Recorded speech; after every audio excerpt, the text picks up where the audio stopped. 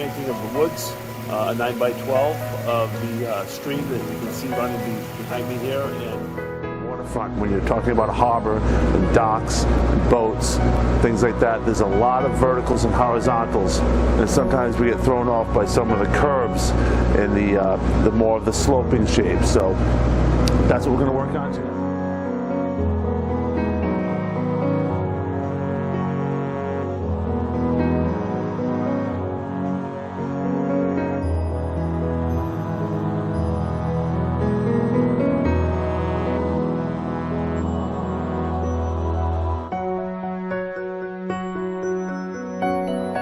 So this is Jonathan McPhillips signing off for Epiphany Fine Art, and thank you for watching.